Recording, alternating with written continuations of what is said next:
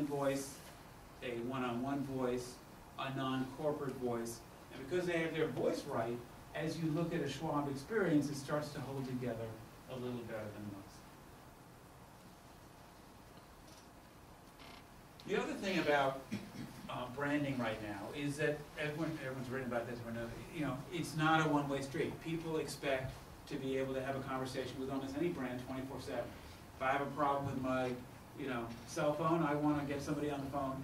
That's a baby. If I have a problem with my digital camera, I don't want to, call between 9 and 5. I want to get somebody on the phone, and I expect, the person I speak to at Sony to do the right thing. And almost every product, you expect that 24/7.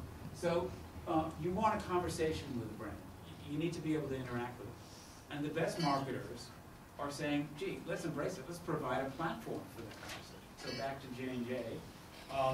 To do that, they actually built out a website, or a whole series of websites, called Baby Center. They bought it, but then they built it out.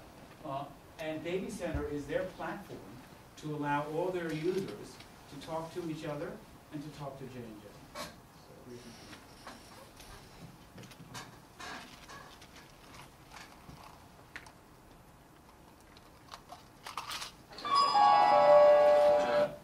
I got to know about Baby Center. I immediately registered and I started visiting the message boards. There was this lady called Archana, and she had a daughter a little younger to my daughter. I shared all my problems and kind of whatever problem she also faces, she shared it with me. That was a nice thing, an online friend. Baby Center is on a global expansion. We are bringing Baby Center around the world, and it's definitely a different variation of Baby Center in each of these countries. Baby Center embraces moms all over the world.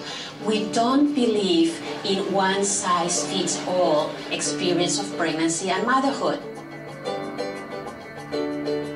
The site takes the most essential content about conception, pregnancy, and baby and completely localizes it to adapt it to the needs of the Latina mom.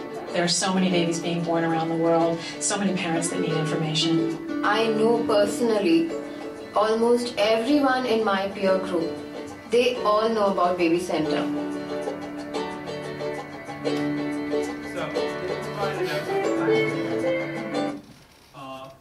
For these conversations, and what are the other benefits? The other benefit goes back to the beginning of my talk. Because everyone is talking about this topic on their platform, they really have a great place to listen to whether it be issues to make sure their products are delivering something different that people care about. So more and more marketers are providing a platform. Another one, General Mills, which makes Wheaties and Coke. They have Eat Better America platform. So they've taken on the notion of nutrition information and better nutrition, which is a growing topic. And because they're enabling that conversation, the brands that, they don't advertise Cheerios on Eat Better America, just like on Baby Center. There's no, and now let me tell you about Johnson's baby shampoos. It needs to keep a separation. But because they're providing that platform, they're better able to have a conversation. The final point tonight is that marketers need to realize that branding is moving out of your control. That while before you could say, sit down, drop what you're doing, I'm going to spend 30 seconds and tell you everything you need to know about a digital camera. Now, your ability to control that is less and less. And the conversations happen around you, they happen faster than you can talk about them or create them. So you need to realize that and embrace it. So here's an example. It's a site called SeatGuru.com. So if I call up United and say, book me on a flight from New York to LA, they will say, all right, it was ABC 26C, and the ticket is $400, and good luck, and have a good time, and I hope it makes it. So I can then take that information, and I can go on SeatGuru.com, and I type in C24C, and I find out that it's next to the restroom. The seat doesn't go back, and it has a leak in the air conditioning because somebody has reviewed that exact seat on that flight. So all of a sudden, I'm pissed off now, because they haven't told me that.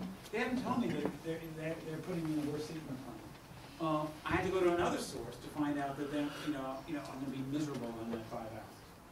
Now, United either own up to that, and put this information on their website, so when I'm booking the flight, they can say, and by the way, Alan, I know this is, you know, you should know that this seat's not gonna go back, and it's gonna, you know, you'll have to, you know, make sure to, you know, wear nose clips, because it's gonna be a really good experience. But at least if United had told me that, I wouldn't be quite as angry than if the United said, oh, we'll have a lovely flight, and fly the friendly skies, and by the way, you're gonna be sick as a dog when you get that way.